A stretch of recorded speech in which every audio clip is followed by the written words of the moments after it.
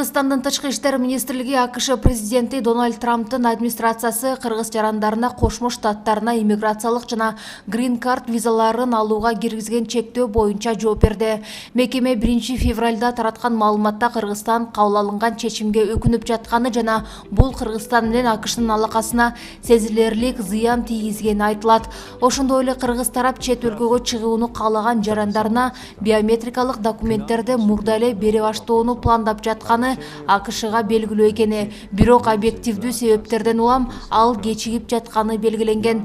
Кыргызстан эл аралык коопсуздукту камсыз кылууга жигердүү катышкан мамлекет болуп саналат.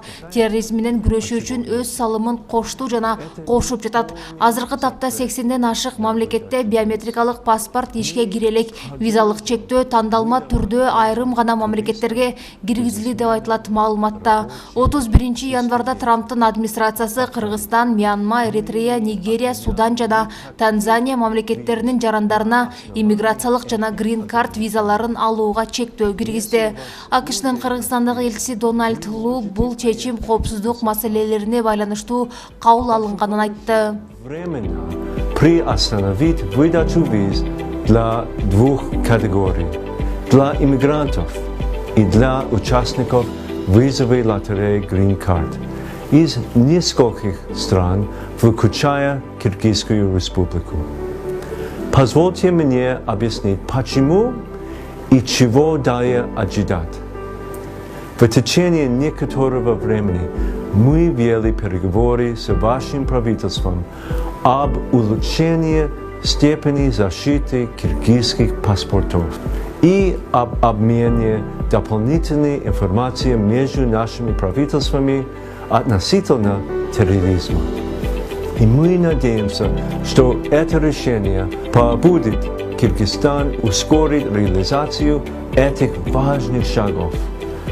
Вашингтон будет периодически анализировать прогресс в достижении этих целей, и, надеюсь, эти ограничения могут быть сняты в ближайшее время.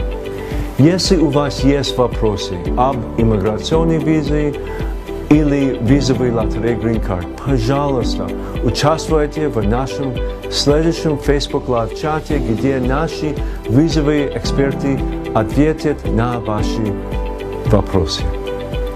Я хочу заверить вас, что мы будем работать вместе с Кыргызстаном для решения этих вопросов и продолжим учтиво и любезно предоставлять услуги для граждан Кыргызстана, планирующих посетить США.